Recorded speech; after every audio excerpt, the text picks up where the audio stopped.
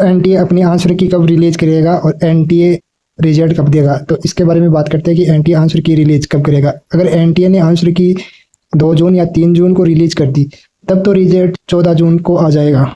ठीक है, क्योंकि 2 जून या फिर 3 जून को अगर आंसर की रिलीज हुई या फिर आज रात को रिलीज हो गई, ठीक है, तब तो एनटीए अपना रिजल्ट 14 जून को दे सकता है, क्योंकि इसमें 2-3 दिन तो आंसर की को चैलेंज करने के लिए चाहिए। उसके बाद में रिवाइज आंसर की आएगी, ठीक है, उसके बेस पर ही रिजल्ट निकाला जाएगा, उसी के बेस पे ओएमआर चेक होगी।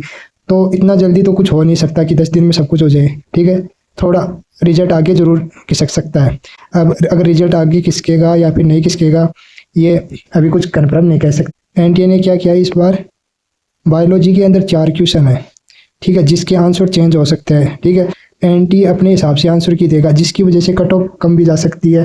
ठीक है, मैं अभी बताने वाला हूँ कि कट ऑफ कितनी जाएगी। अगर एनटी ने आंसर की में कुछ अलग दे दिया, जो आपने कोचिंग के आंसर की से मिलाया उससे अलग हो गया, तो फिर कट ऑफ डेफिनेटली कम जाएगी। एपिटम वाला क्वेश्चन और जेनेटिक्स वाला क्वेश्चन, ऐसे करके टोटल 4 क्वेश्चन है। ठीक है, 3 क्वेश्चन बॉटनी में, 1 क्वेश्चन जूलॉजी में। जूलॉजी में जेनेटिक्स वाला क्वेश्चन है और 3 क्वेश्चन बॉटनी में है, जिसके आंसर अलग अलग कोचिंग के द्वारा अलग अलग आ रहे हैं।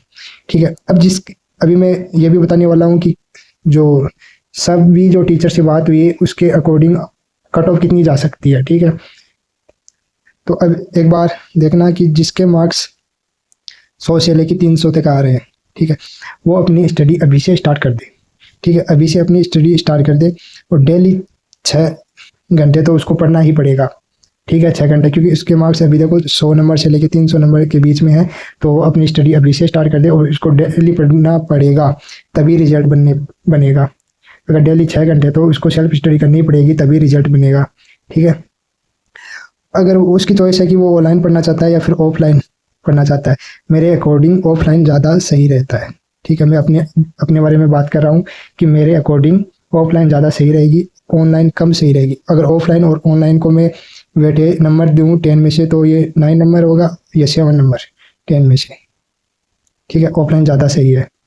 अब ये बहुत ही अच्छे मार्क्स है, उन्होंने बहुत ही अच्छे से उस पेपर को हैंडल किया, तभी इतने मार्क्स आ सकते हैं, वरना इस पेपर में इतने मार्क्स लाना थोड़ा मुश्किल ही है। जिसने अच्छे से पेपर को हैंडल किया तभी आएंगे। तो ठीक है, इसलिए मैं ये जो 350 से 300 से 450 के बीच में जिसके मार्क्स आ रहे हैं, वो उन्होंने सच में थोड़ी बहुत मेहनत की है तभी आ रहे हैं, ऐसे तो नहीं आ सकते। ठीक है, अब इनको क्या करना चाहिए, इनको कोचिंग ज्वाइन कर लेनी चाहिए। ठीक है, और उनको रिजल्ट का भी इंतज़ार नहीं करना चाहिए। ठीक है, रिजल्ट का इंतज़ार नहीं करना चाहिए, कोचिंग को ज्वाइन कर लेना चाहिए। और मेरे अकॉर्डिंग आपको ऑफलाइन कोचिंग ज्वाइन करनी चाहिए। ठीक है, अगर ऑफलाइन कोचिंग ज्वाइन करनी चाहिए, अच्छे क्वेश्चन सोल्व करने चाहिए, और डेली या फिर वीक में 1 टेस्ट तो आपको देना ही चाहिए। आप सेल्फ टेस्ट लगाना चाहते हो तो अपना डेली टेस्ट लगा सकते हो। ये जो मार्क्स है यही आगे, मैंने बहुत से स्टूडेंट देखे जब पेपर हार्ड आता था, तब जिसके मार्क्स 300 आ जाते थे ना, 300 से लेकर 400-450 के बीच में, वो नेक्स्ट ईयर दिल्ली एम्स तक चला जाता। ठीक है, एम्स दिल्ली तक चला जाता। ठीक है, तो मैं आपको कहना चाहता हूँ कि ये मार्क्स बहुत ही अच्छे मार्क्स हैं, अभी से अपनी स्टडी स्टार्ट कर दो। और जिसके मार्क्स 450 से 500 के बीच में आ रहे हैं, ये बड़ी दुविधा में फंसे हुए हैं कि सिलेक्शन होगा या नहीं होगा। देखो, मैं कुछ स्टेट ऐसे हैं जो हाई कट ऑफ स्टेट है, जैसे कि राजस्थान है, हरियाणा है, दिल्ली है। इन जो स्टेट के जो लड़के हैं वो तो साथ साथ अपनी स्टडी शुरू कर दो। 1-2 घंटे तो सेल्फ स्टडी होनी चाहिए। ठीक है, 1-2 घंटे तो आराम से सेल्फ स्टडी आपको करनी ही चाहिए। ठीक है, जिसके मार्क्स, क्योंकि अगर आपके मान लो 495 मार्क्स आए, ठीक है, आपको लास्ट राउंड का इंतज़ार करना पड़ा। ठीक है, लास्ट राउंड, अगर लास्ट राउंड का इंतज़ार करना पड़ा तो लास्ट राउंड की सितंबर से लेके अक्टूबर के बीच में होता है। ठीक है, सितंबर से लेके अक्टूबर के बीच में, तो आपका 4-5 महीने तो बिल्कुल वेस्ट हो गए। ठीक है, बिल्कुल 4-5 महीने बिल्कुल वेस्ट हो गए, कोई फ़ायदा नहीं हुआ। और लक बाई चांस 495 वालों को मेडिकल कॉलेज नहीं मिली, लक बाई चांस, तो फिर आप तो बहुत पीछे रह जाओगे। ठीक है, बहुत ही ज़्यादा पीछे रह जाओगे। ये जो जिसके मार्क्स 400 आए हैं, ये भी 4-5 महीने में आपसे आगे निकल जाएगा। ठीक है, ये भी आगे निकल जाएगा 4-5 महीने में, जिसके 400 मार्क्स आ रहे हैं।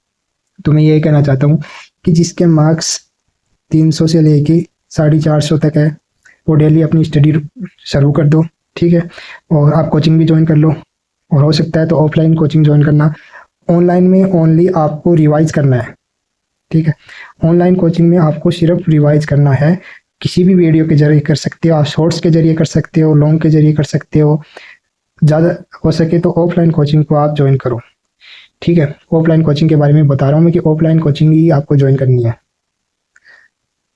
अब जिसके मार्क्स मैंने बता दिया 450 से लेके 500 तक है, ठीक है, ये बिल्कुल ही फंसे हुए हैं।